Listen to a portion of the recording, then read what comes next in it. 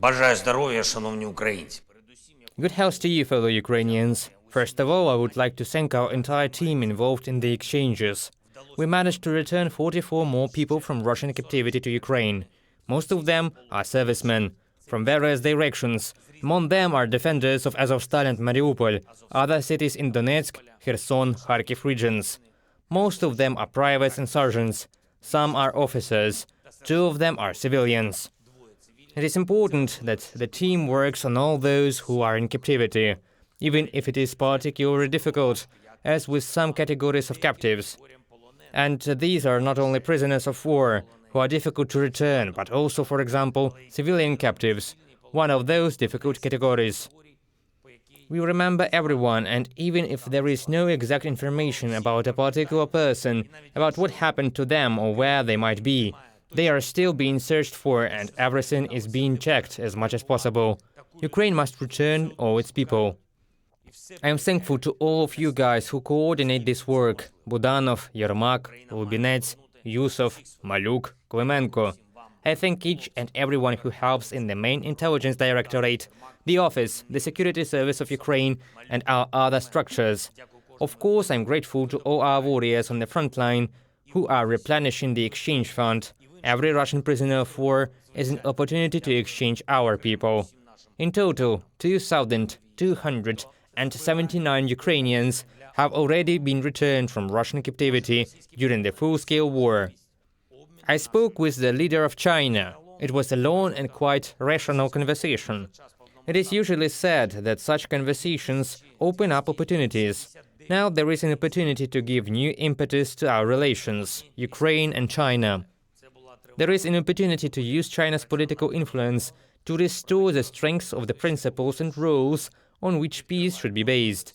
Ukraine and China, as well as the vast majority of the world, are equally interested in the strength of the sovereignty of nations and territorial integrity. In compliance with the main security rules, in particular, the inadmissibility of threats with nuclear weapons and the proliferation of nuclear weapons in the world, we are equally interested in ensuring that the situation around the Zaporizhzhia nuclear power plant is finally fully secured and that nuclear power plants are never used for military purposes again, which is exactly the kind of cynical use Russia is trying to make the norm. It is very important that China shares our views of freedom of navigation and trade. I briefed Mr. Xi Jinping on our efforts to restore seaborne food exports, and I had words of support for our Black Sea Grain Initiative and its extension, as well as support for our humanitarian efforts, in particular, the Grain from Ukraine program. Of course, our essential part of the conversation is our views on ways to restore a just peace. I presented the Ukrainian peace formula, its specific points. They agreed to continue our communications. I took part in a conference in Rome dedicated to the restoration of our country.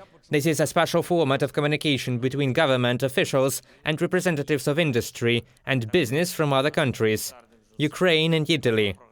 This is a special format of communication between the governments and representatives of industry and business of our countries, Ukraine and Italy, for us to be able to directly attract to Ukraine those who personify the economic power of Italy. I thank Mrs. Prime Minister Giorgia Meloni for this conference and for her words of unfledging support for Ukraine. It is important that we are already planning our cooperation in 2024. In particular, this concerns the upcoming Italian presidency of the G7, as well as the preparation of a major donor conference on recovery. I had a separate phone call with Georgia. The key topic was defense cooperation and support for our warriors. Thank you, Italy. These days, we are also working with our partners to coordinate defense and supply activities. It is very important for Ukraine that everyone who works with us to defend freedom clearly understands what prospects our strengths has and what we can do. The better we understand each other, the easier it is to work for a common victory. For obvious reasons, we are not disclosing the details of such communication in public yet. And one more thing. I spoke with the IAEA Director Grossi. The anniversary of the Chernobyl disaster is the right day to remind everyone in the world how fragile our security is, and even more so when the threat of a radiation catastrophe at the Zaporizhzhia nuclear power plant artificially created by Russia, has been looming every day and every minute for more than a year now. Only Ukraine's full control over the ZNPP can restore full security not only for our country but also for the entire Europe and the whole world. Radiation does not recognize state borders, just like the Russian Federation, and only full compliance with the rules can guarantee safety. I would also like to thank Mr. Grossi for his initiative, a very important social initiative, of such a special medical support program for the personnel of all nuclear power plants. Thank you for supporting our people. Thank you to everyone who helps us fight Russian aggression. Glory to all Ukrainian warriors who are now in combat, at combat posts and on combat missions. Glory to Ukraine. Слава Україні!